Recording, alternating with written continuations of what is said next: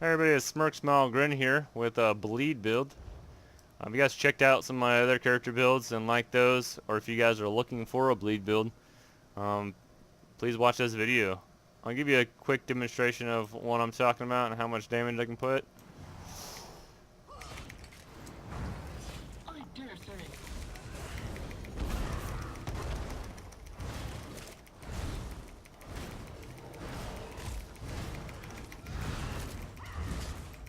And so we turn.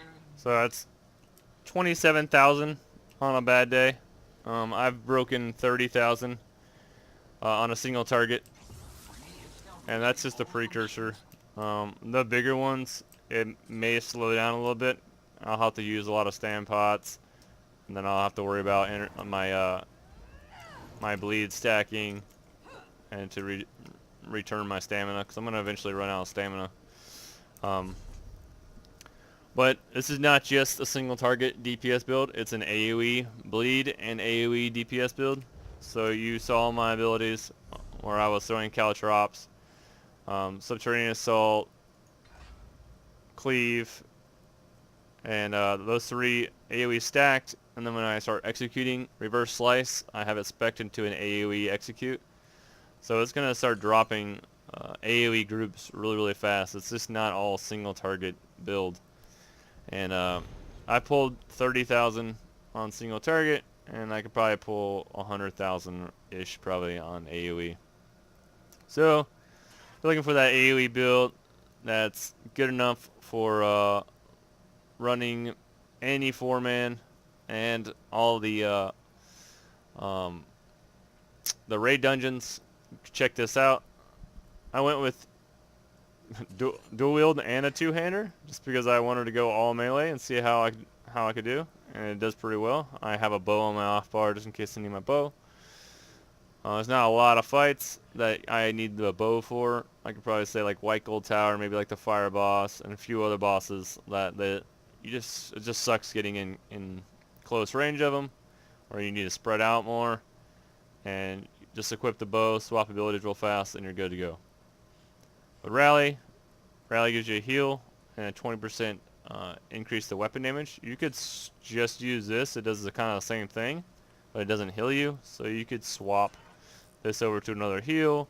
You could swap it over to the Enchanted Growth, something to help out your team, or something to help you out a little more. But I just went with Rally just because I wanted it, and I wanted to like the heal, and I wanted to have another viable option to increase my weapon damage. Brawler.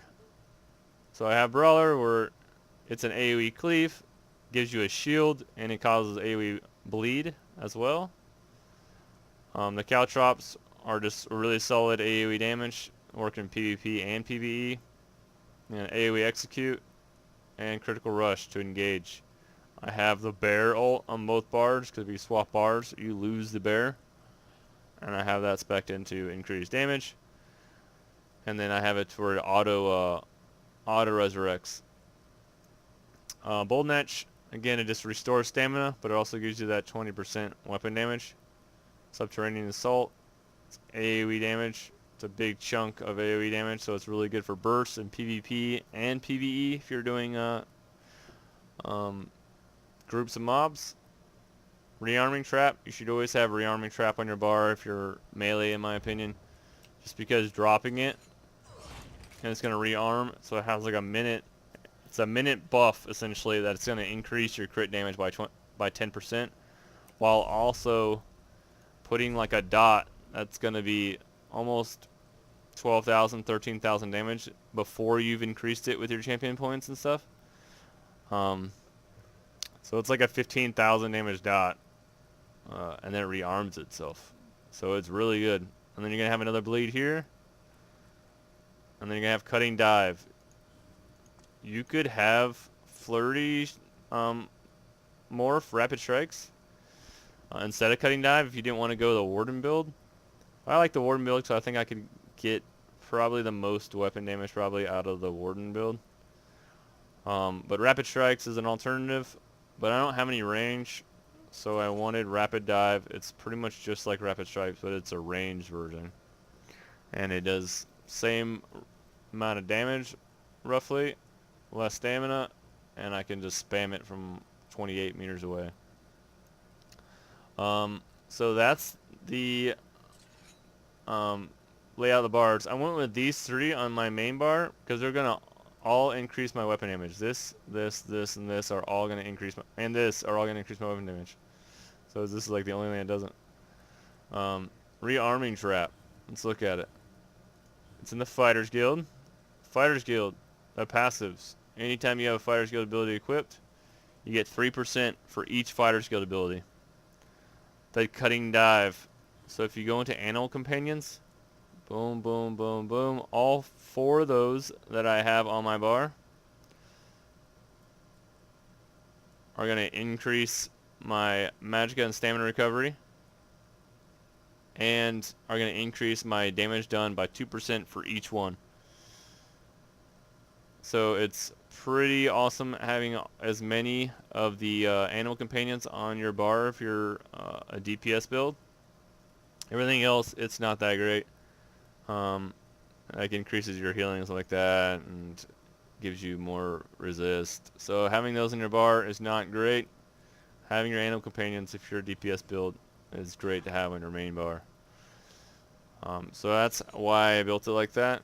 Again, you should have like some type of stamina pot or some type of regeneration, because this build, especially if you spec into weapon damage like I did, you're not going to have a ton of regeneration, because I went so heavily into weapon damage that I went weapon damage on all my jewelry, and then I pretty much have no recovery. It's all weapon damage. So 3430 unbuffed, and as soon as I put on one buff, it's 4027, and I could probably buff it up even a little bit higher, but that's just with one buff on. 40,027. The sets I use is Krog's Mask. So Krog's, it gives you pretty much that mask proc for the burst. So that's my one set procking. I'm trying to proc. That's it right there. Krog's is those little fillet of arms. It is 10% chance to summon the Crow Arms to create a shockwave in front of you, dealing 1794 physical damage every 0.4 seconds for 1.2 seconds, and it can occur every 3 seconds. So it's pretty good for AoE clearing. And Pillar and Urn, that was that eruption that you just saw. So Pillar and Urn, it's going to have a 10% chance to summon a pillar, a little rock explosion that does 3,000 damage, and then it's going to do 13,000 damage as a bleed. So it's going to be an AoE bleed effect for 13,000 damage. And my last set is going to be a 20% increase to all bleeds. So having all those bleeds on my bar, my cleave, axes cause bleed damage. So I have all axes. If you look into weapons, I don't know if you've been paying attention to passives. Passives are huge in this game. So if you have axes, you have a 16% chance to apply a bleed that does 13,000 damage. And that's before it's increased by another 20%, and before it gets increased by your champion points. So it's probably like a 15,000 plus bleed. On the two-handers and then the dual wield, it says each axe gives your melee attacks an 8% chance to bleed enemies for 13,000 damage for 6 seconds. So you can bleed off your two-hander, you can bleed off your dual wield, you can bleed off that, you can bleed off that. And then if you proc that eruption right there, it causes AoE bleeds. Just massive amounts of bleeds you can stack. And again, it pulls 30,000 damage roughly if you're going ham on something. So yeah, that's my sets. Pillar and Urn, Blood Drinker, Grog's Mask. You can always swap out the mask for something else that you prefer. And then all axes. And then you guys saw my abilities. My champion points are, you guys may not be max level. but I would start to spec into Thaumaturge and some single target attacks first, maybe? Your direct damage attacks and Thaumaturge. Thaumaturge is your bleed damage, so you definitely want that for a bleed build. So I would go 56 in the Master of Arms, 56 in Thaumaturge. This is as high as I can go right now, but I'll probably max that out to 56 when I can. Precise strikes, piercing up to 43, mighty 43, medium armor, ironclad, spell resist, elemental defender, hardy, thick skinned. You're gonna have to change these around if you're wanting to go a PvP build, and I don't know if you're gonna want to use the both sets for PvP, because one's kind of AoE and the other one's single target. You may want to swap over to some type of other single target. I've taken this PvE character with its PvE traits into PvP, and sometimes I clean house and sometimes I don't. It depends on who I'm fighting. I finished one fight like 23-7, but I've finished some other fights like 7-7 and 15. I don't know. It all depends on who you're fighting. But I went all into recovery. And then tumbling. Again, you're going to have to swap some stuff around. You're going to go PvP. And you definitely don't want to go all infused and Mundus if you're doing PvP. So PvE, if you want maximum damage, you're going to want to go Divines on your smaller pieces. And then infuse on all your big pieces. So you get the maximum amount of your Mundus stones and the maximum amount of your stamina. And then I went weapon enchants on the rings to give me that increase to weapon damage. Then I went Nirnhoned on my weapons. And then you can even put poisons on your weapons to increase even more damage over time. Alright, that's my build. If you guys enjoyed the build, if you guys like the bleed damage thing, I would recommend you check this out. It's really solid damage. Check out some of my other builds if you're looking into PvP. I have a Frost Tank tutorial. I have 2 archers.